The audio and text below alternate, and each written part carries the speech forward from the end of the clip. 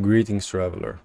My name is Xanthos. I've been working in the games industry for over 10 years now, and I was surprised that game design patents was never a topic that bothered me, or anybody in my team or people I worked with for that matter. Conversely, when we talk about art or character IP and so on, it's a huge discussion. Who should own the patent and how should that be handled? So let me caveat today's discussion by saying that I'm not talking about character IP or any sort of IP for that reason. So if you create the character, that is your character and nobody else should be selling it as their own, essentially. And the same would go for games themselves. So if you create the game, then of course it would be illegal for somebody to take it as is and sell it as their own. So with that little caveat, let me continue by saying that when I design anything for that matter, I have no expectation of anyone not using it in the future in their own game. So to put this into context, perhaps talking about food is easier. So let's think about a food like pizza. Somebody invented pizza however many thousands of years ago. But when we go out to have a pizza, we don't pay money to the original creator. That's not how it works. You pay money to the person who made it and brought it to you. So what does that tell us about the value in human society for a pizza? If somebody makes it and delivers it to you and gives you nutrition and good flavor, that's valuable to you. Who made it, when, and how is just not relevant. You would happily pay somebody who makes good pizza more than the original creator because whoever makes it for you gives you more value. So it makes more sense for you to give value back to them with money.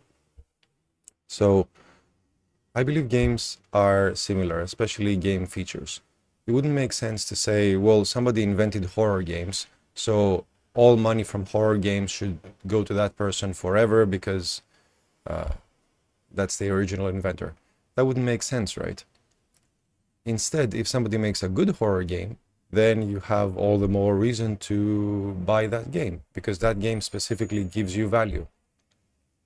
Well, then the question comes, what about the original creator? How the original creator should be credited, and if there's no value in creating anything, why create anything at all? Good point. Usually in human society, there isn't a great value to create something entirely new. In fact, most of the things we pay money for on a daily basis are existing things that have existed for thousands of years. So food and houses and whatever else, water.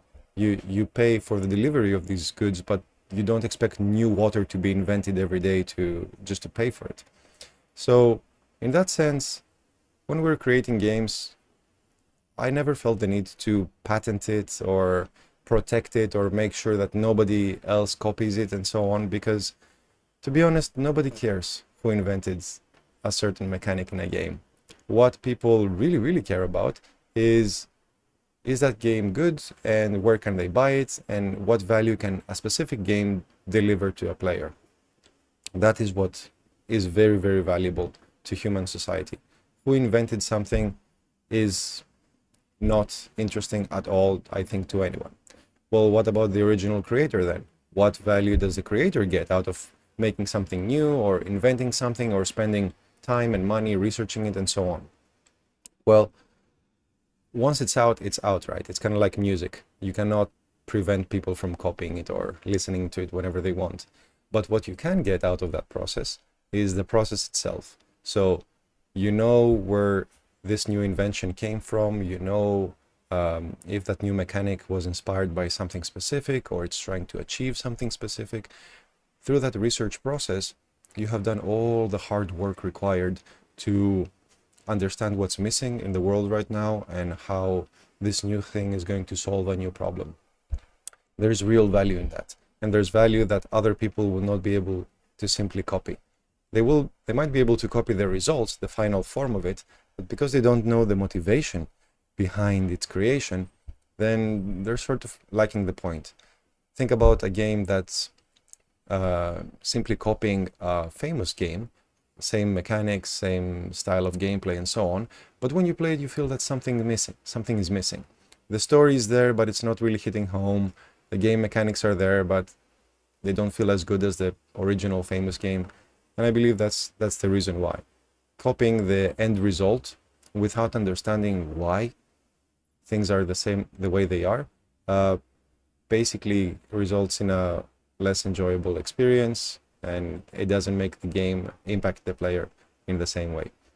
So if you're having fears or doubts about patenting your game design, and you're thinking, oh, I should every letter I type, I should make sure it's well patented, and when we're gonna file the patent, and how we're gonna find all the people trying to copy it and so on, I'd say yes, that's something you can do, but in my experience, I've had way greater returns trying to dive deeper into what quality the game delivers to the player and resolving those problems as they come up and make the game better and better.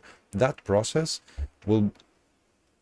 has brought me way more money and way better results than trying to patent things and then chasing the patent and all that. So that's just my experience around it. If it's relevant to you, if it helps you, please let me know. If you have more questions about this process or doubts or fears, let me know down in the comments. And other than that, have fun.